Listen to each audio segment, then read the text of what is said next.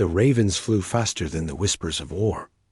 Ned Stark stood in the God's Wood of Winterfell, the weirwood tree looming over him like a judgmental old god. His hand trembled as he unfolded the parchment. The seal was unmistakable. Illyrio Mopatis, of Pentos. But the writing? That was Sir Willem Daenerys, dead to the world, or so it was believed. She lives, the letter had said. The dragon has not died. The girl is strong, and the boy too. Viserys and Daenerys, children of the man who once ruled the Seven Kingdoms. Children of the man Robert Baratheon still hunted in his dreams. But to Eddard Stark, they were more than that. They were innocent. And one of them, the girl, was now a key to a past only he and a dying woman had once shared. He remembered the day Lyanna bled in that tower. Remembered the way her voice cracked when she whispered, "Promise me, Ned." Everyone thought Jon Snow was his son, a shame he carried on his face every time Catelyn looked at the boy.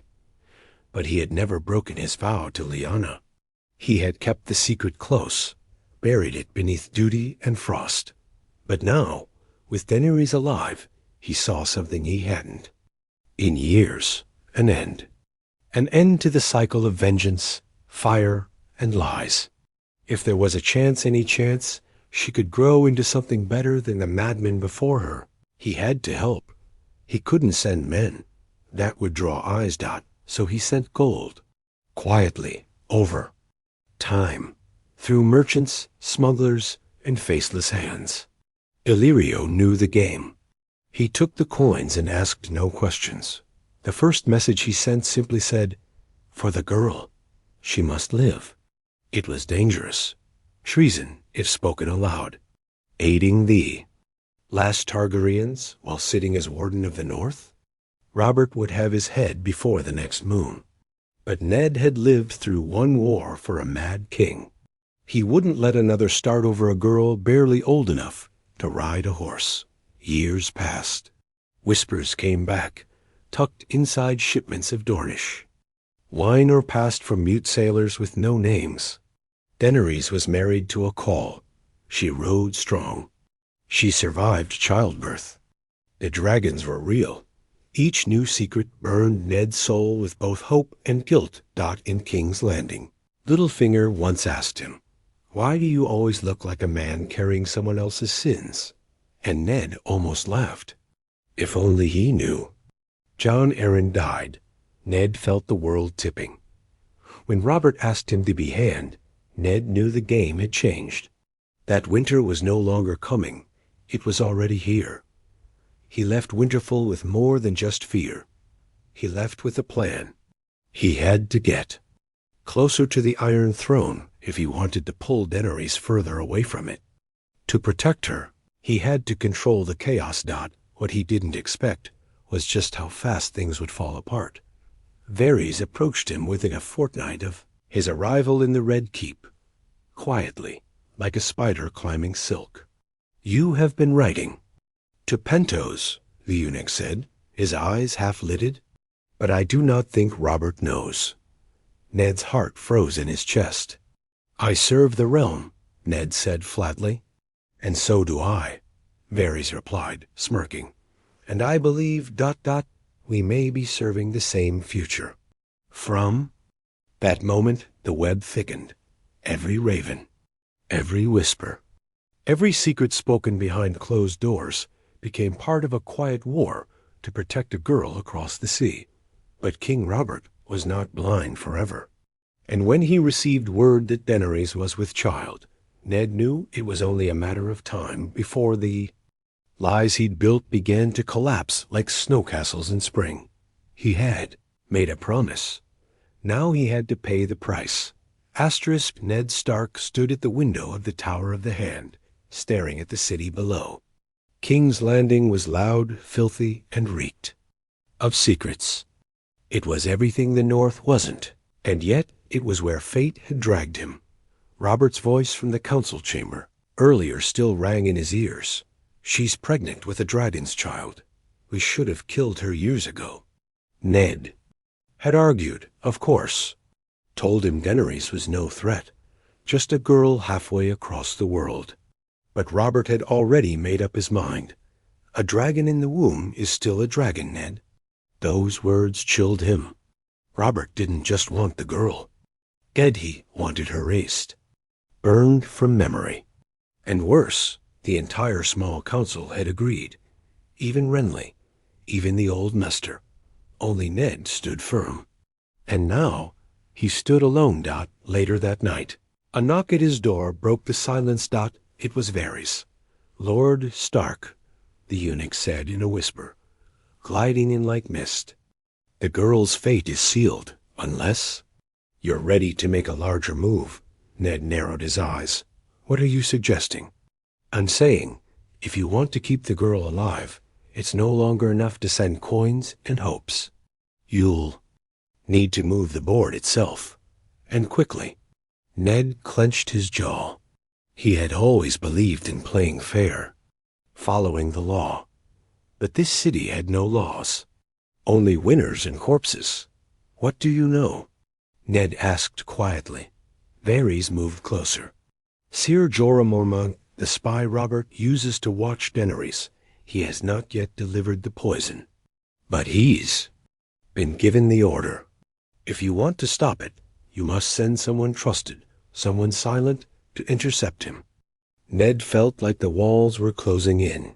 He'd barely arrived in King's Landing, and already the past was unraveling around him. He couldn't send anyone from Winterfell, not without drawing suspicion. And he couldn't trust Littlefinger, not with something this fragile. But there was one man, Jory Castle, his most loyal guard. A northerner, silent, brave, and most importantly, unquestioning. Ned looked at Varys. "Can you arrange a ship, one that sails tonight?" Varys smiled.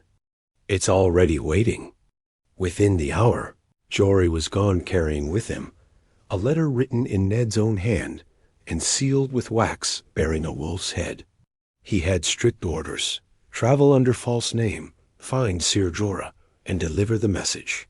The note read, "If you kill the girl, you betray the North and the future of Westeros. Turn against Robert, and you'll earn pardon. Protect her." It was a dangerous gamble, one that could cost him everything. But if Ned was right about Ser Jorah, if the man's exile had humbled him, he might still choose honor over gold. Days passed. Then a week, no word, nothing but silence and rumors. Robert grew restless. The small council pressed him to confirm the bounty. Ned stalled with excuses. Lies came easier now. He hated himself for it, but he hated what would happen to Daenerys even more. Meanwhile, Jon Snow's name haunted his thoughts. If Robert ever found out the truth, that Jon wasn't his bastard but Rhaegar's son, then Daenerys would not be the only one in danger. Every raven that arrived from Castle Black or Winterfell twisted a blade in his chest. And still, no word from Jory. One evening, just after sunset, a raven came.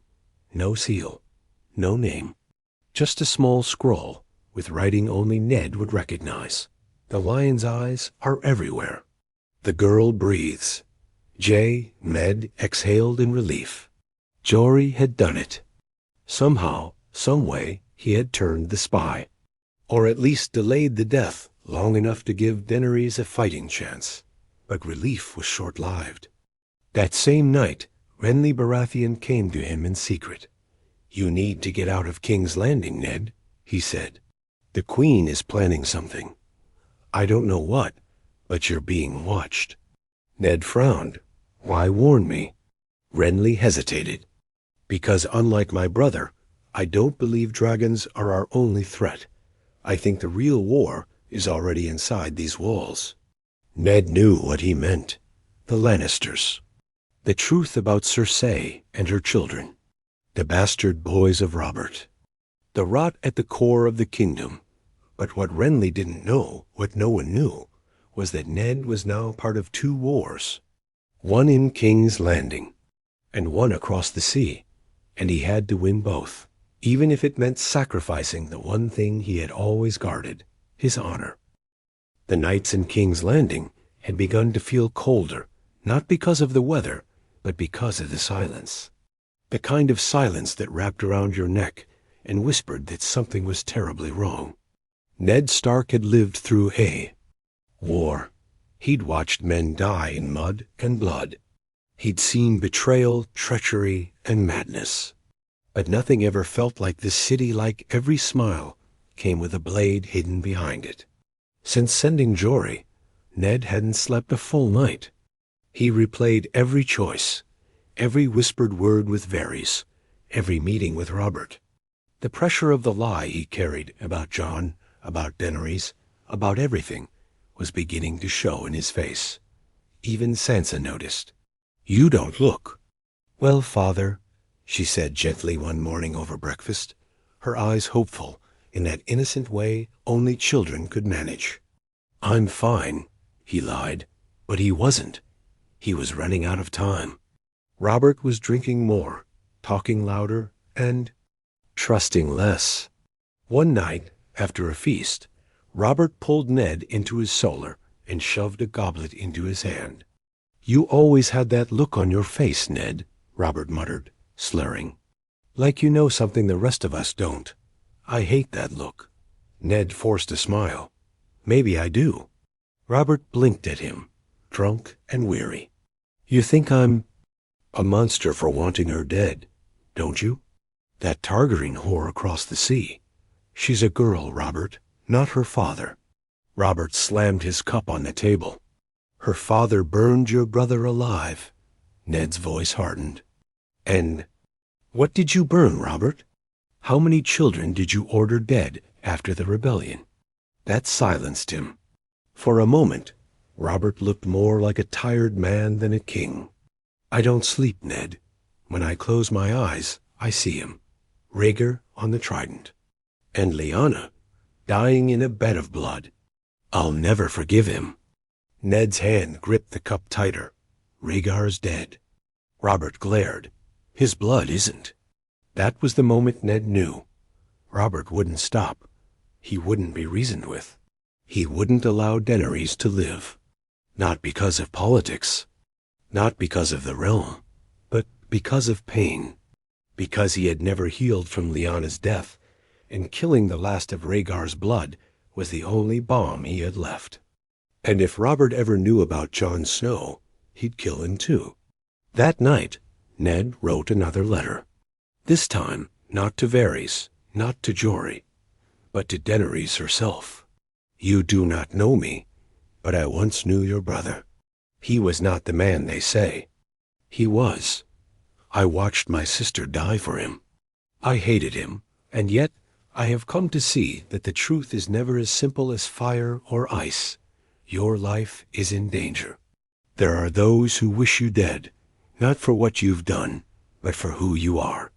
Live. Survive. One day, you may have to choose what kind of ruler you'll be. I pray you do not choose vengeance. Eddard Stark." He sealed it with wax, no sigil, just a blank press. He passed it to Varys that same night. "Should never trust a letter from a stranger," Ned warned. Varys smiled. "She may not. Trust it now. But words linger, Lord Stark, especially the ones that come before the storm."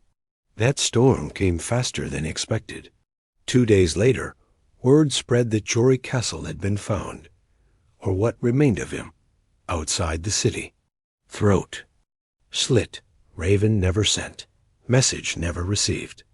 Ned's stomach twisted. Was it Cersei? He asked Varys. The spider only gave a cryptic answer. Jory knew something no one else was supposed to know.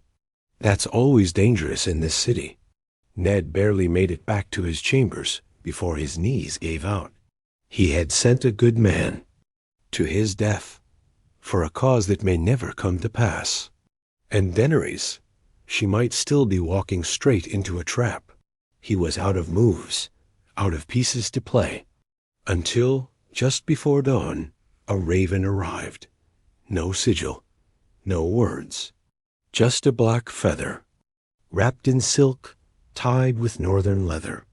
A sign she was alive. And she was listening. The letter was gone. Ned burned it himself in the small hearth of his chamber, watching the paper curl and blacken under the flames. If anyone ever found out he had written directly to Daenerys Targaryen, his head would decorate a spike on the red keep by sunrise. But the feather wrapped in northern leather answer he kept hidden in the lining of his cloak. It wasn't words, but it was enough. It meant the message had reached her, that she knew someone across the sea still believed in her survival, that not everyone wanted her dead. Still, it wasn't a victory. Not really. Jory was gone. Cersei's spies were multiplying. Robert grew more paranoid by the hour. And Varys clever, subtle, shifting Varys was beginning to ask too many questions. Questions Ned didn't want to answer. That morning, he attended the small council. Meeting with lead in his veins, Pycelle droned about grain. Littlefinger smirked and tapped his fingers on the table. Renly yawned. But it was Varys who studied him like a wolf circling prey. Then the words came like a sword to the gut. "Another raven from Essos," Pycelle said, rolling open the parchment. "The girl ... Daenerys. She's taken up arms. A city in Slaver's Bay has fallen under her banners." Ned's heart stopped. "She's beginning to look more like a queen than an exile," Littlefinger added with a grin. "And now she has an army, dragons, and quite possibly ... vengeance." Robert slammed his goblet down, spilling wine. "I should have had her killed when I had the chance." "She hasn't attacked Westeros," Ned said carefully. "We have no proof she intends to." "She doesn't need to intend it," Robert snapped. "She's a Targaryen. They burn first and ask questions later." There it was again, Robert's fear disguised as fury. He wasn't thinking like a king. He was thinking like a wounded man afraid of ghosts from the past. But Ned said nothing more. He couldn't push further. Not yet. Later that day, he summoned Varys alone. "She has dragons," Ned said quietly. "How much longer can you hide that from the court?" Varys tilted his head. "Long enough for her to learn how to use them, I hope." That surprised him. "You're rooting for her?" "I'm rooting for balance, Lord Stark. And right now, the scales are broken. Perhaps fire is what's needed to melt the crown." Ned didn't like the sound of that. He wasn't looking for war. He didn't want fire or blood. He wanted peace. A future where children weren't murdered in their sleep just for being born with the wrong name. He returned to his chamber and found Arya practicing footwork again, her tiny body moving like wind through the furniture. "Your dancing master has made you bold," Ned said, forcing a smile. Arya grinned. "He says fear cuts deeper than swords." It hit him then, how much his children didn't know, how much he had hidden from them to protect them, and how little time might be left. That night, he wrote another letter, this time to Jon Snow, at the wall. "You were born to a name that could burn the world, but you have chosen the cold. And sometimes the cold is the only thing that tempers fire. Remember that." He didn't sign it. He couldn't. But Jon would recognize the handwriting. 3 days later, chaos struck. A Lannister bannerman arrived at the gates of the Red Keep with news from Casterly Rock. Rumors, they said. Just whispers, but powerful ones. "The girl has sent envoys. She's asking the free cities to recognize her. Claim she calls herself Daenerys Stormborn, Mother of Dragons." Robert locked himself in his chambers for hours. When he emerged, he was pale, quiet, and dangerous. He called Ned in private. "I'm sending assassins again," Robert said coldly. "This time, no letters, no votes, no mercy." Ned didn't shout. He didn't argue. He simply looked his old friend in the eye and said, "Then I can't be part of this." Robert stared at him, betrayed. "You'd side with the dragon over your king?" "I'm siding with what's right. Robert's jaw clenched. Then maybe you're not fit to be hand of the king. Ned nodded. Then relieve me. It was over. The line had been drawn. He was no longer the king's man. No longer safe. But he didn't regret it.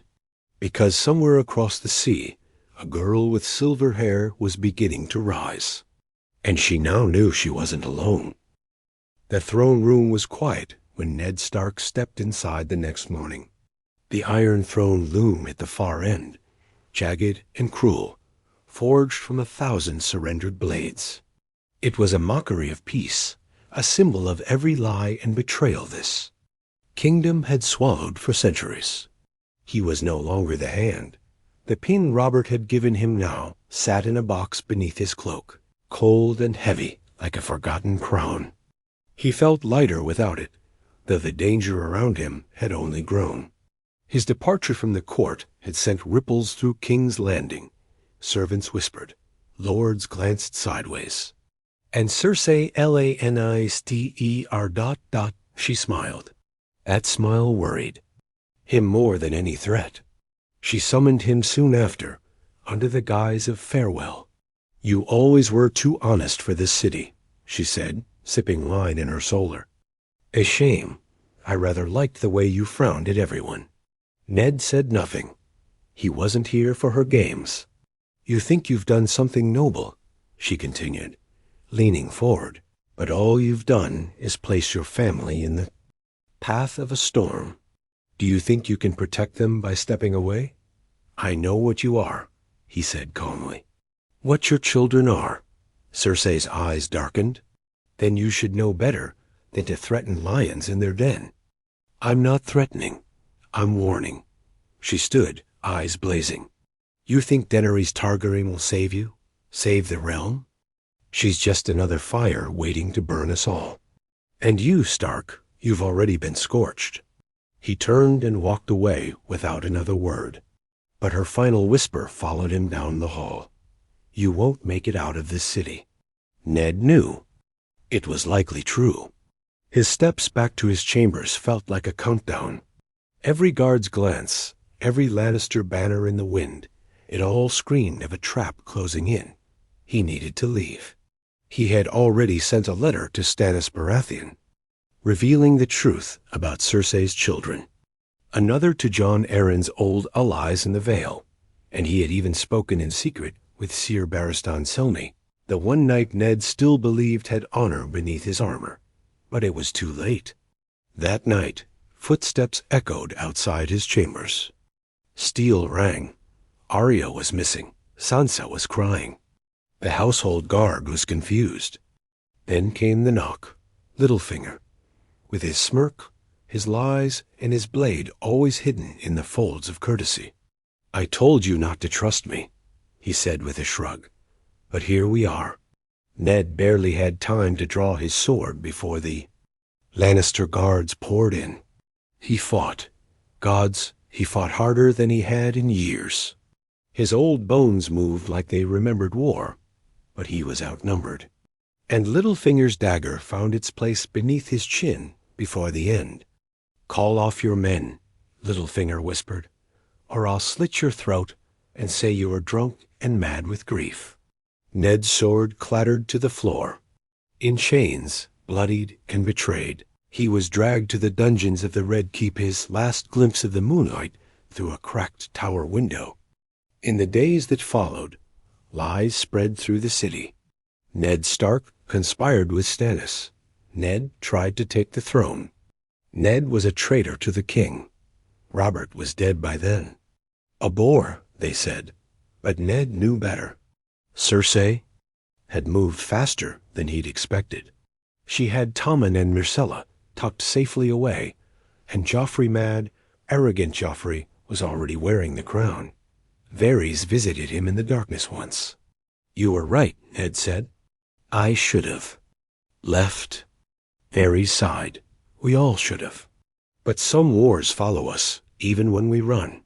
Ned chuckled bitterly. Will she live, Daenerys? I believe so, Varys said softly.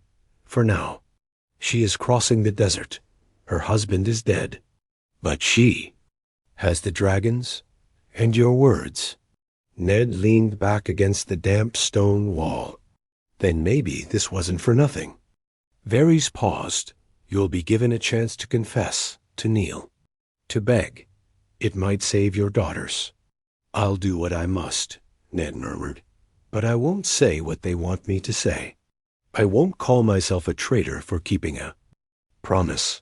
The silence stretched. She come, won't she? Ned asked at last.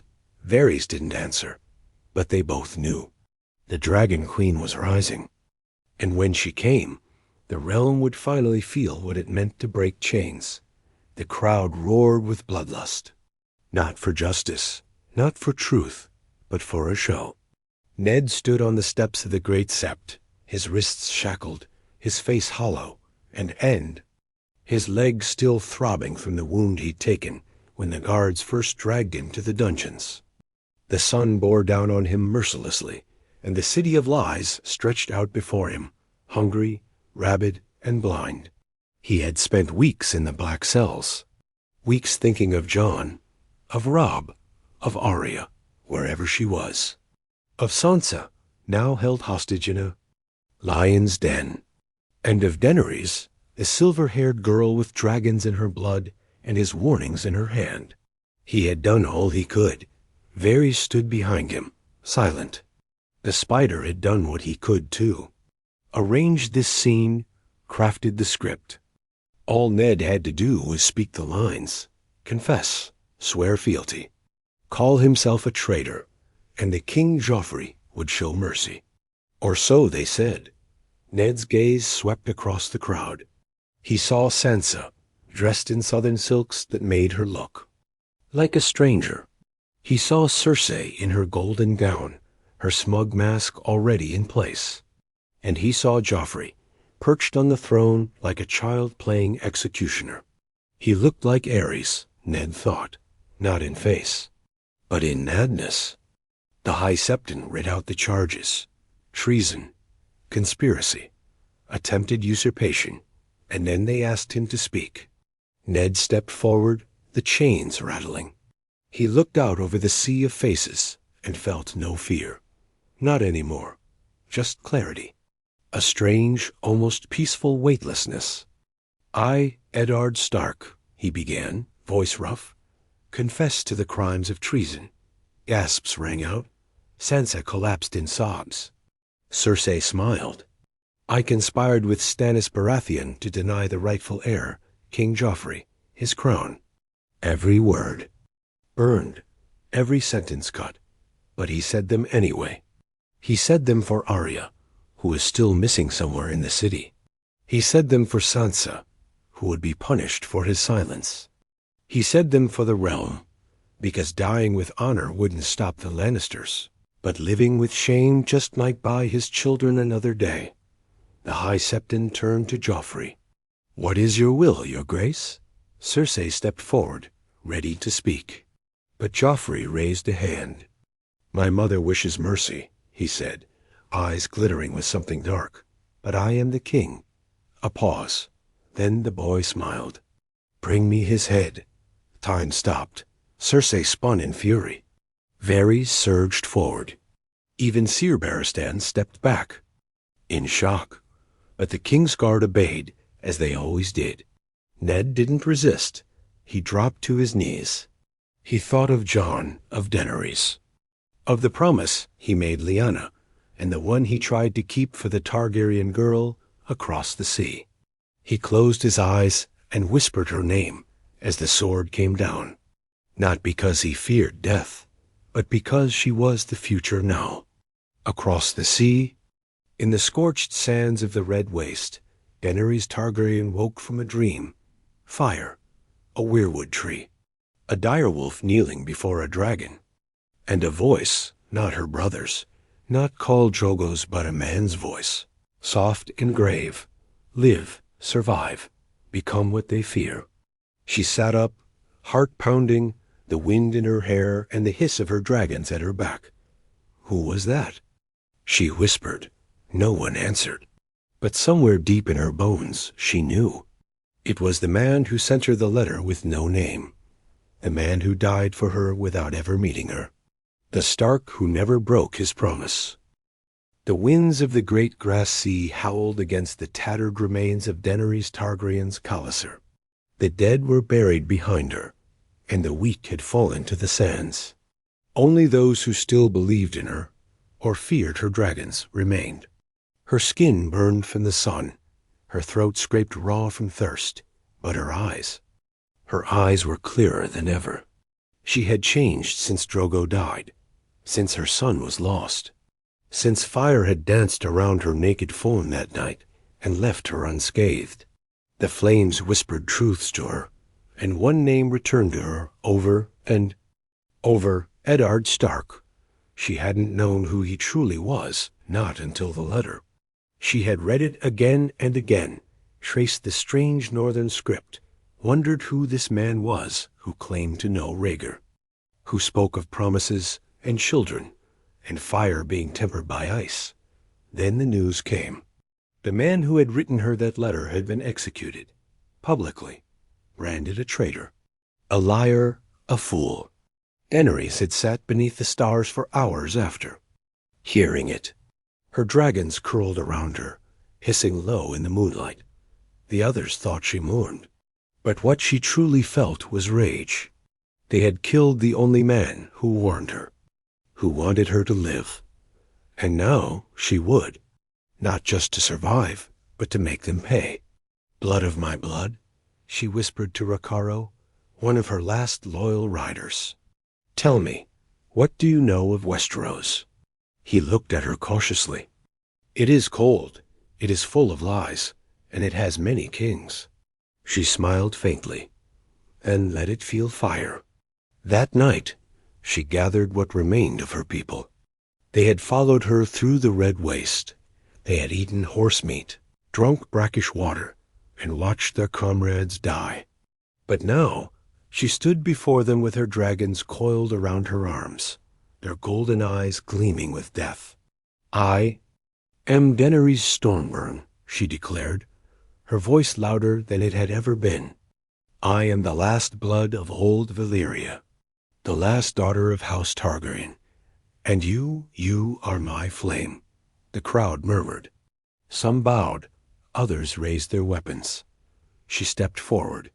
"They killed the last man who stood for me. A man I never met.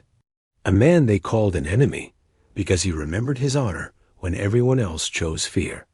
They thought burning him would end something, but they only lit the fire." She raised her arm, and the dragons shrieked into the stars. "This fire will not be put out. Not until the Iron Throne lies in ash. Not until the wolves are avenged. Not until the lions are drowned in their own gold." From that moment on, she no longer moved as a lost girl. She moved as a queen. In Karth, she would trade silver for ships. In Estaper, she would speak of freedom to slaves. In Yonkai and Mirren, she would break chains and command loyalty, not with fear, but justice. And everywhere she went, a whisper followed. A northern lord died for her, and the Dragon Queen remembers. Meanwhile, in the north, Robb Stark marched to war with a crown of vengeance on his brow. He knew only that his father had been murdered, that his sisters were hostages, that the South had betrayed them. He did not know about the letters his father sent, the gold smuggled across the narrow sea, the quiet protection of a girl no one believed would ever return. But one day he would, because hidden in Winterfell, in the depths of the Stark library, Maester Luwin found a scroll sealed with no sigil, in a hand he recognized instantly. He opened it slowly. If the girl lives, there may still be a future for this realm. Jon must be protected. The dragons are not the threat. It is the silence that follows when good men do nothing. I write this in the hope that one day you'll understand.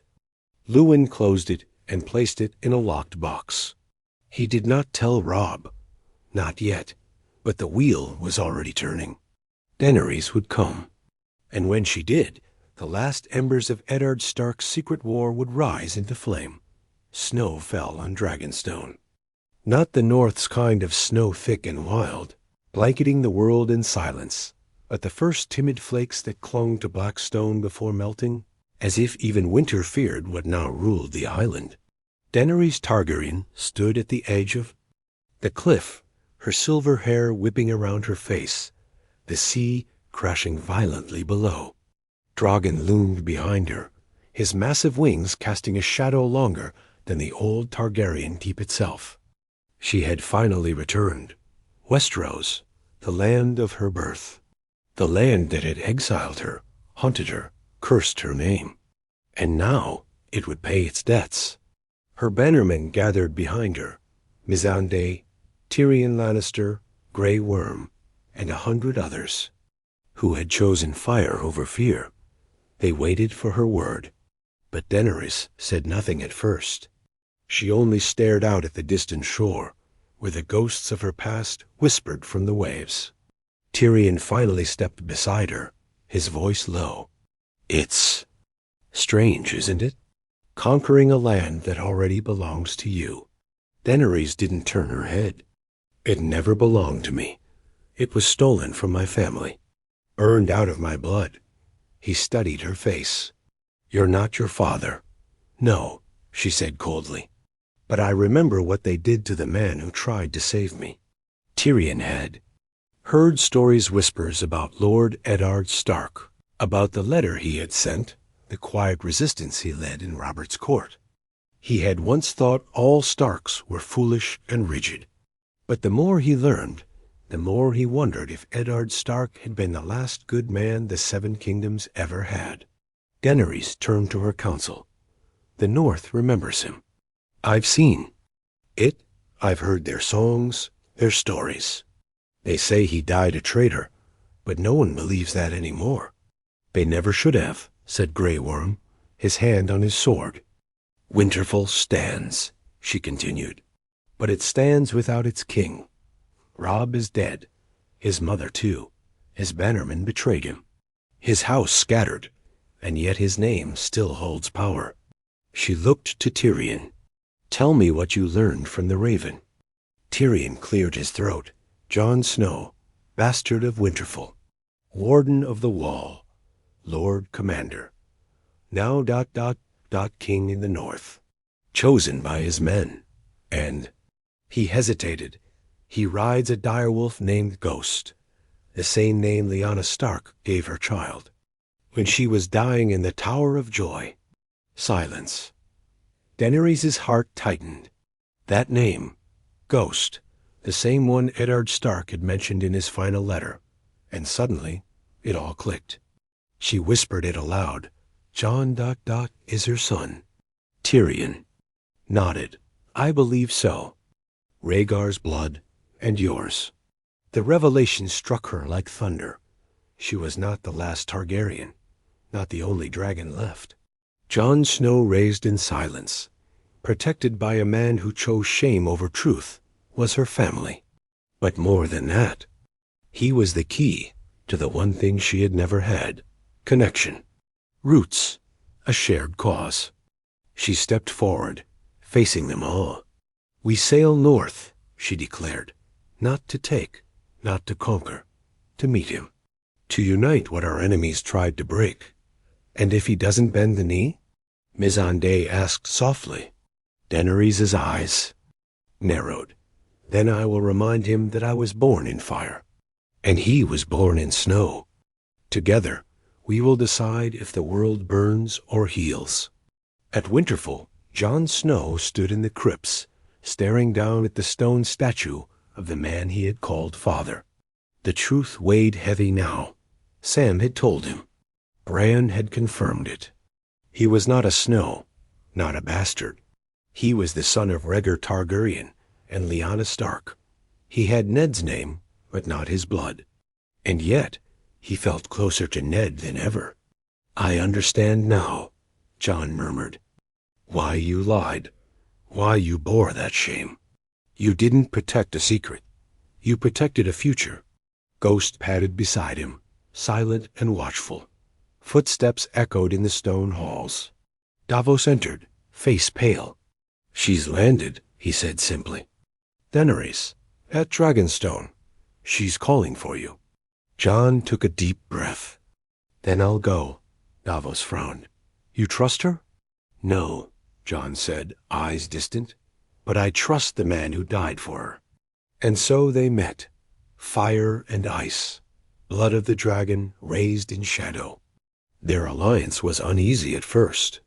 Distrust lingered like smoke. But when they spoke of Ned Stark, the room grew quiet. When Daenerys asked what he was like, Jon simply said, he was the most honorable liar who ever lived. And for the first time, Daenerys laughed. Over weeks, trust grew. They fought together, planned together. And slowly, the seeds Ned Stark planted in secret began to bloom in full.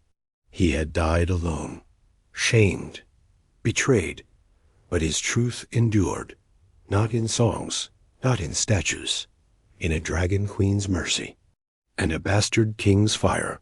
Together they would change the world for Eddard Stark, the man who lit the match, and dared to hope the fire would save, not destroy.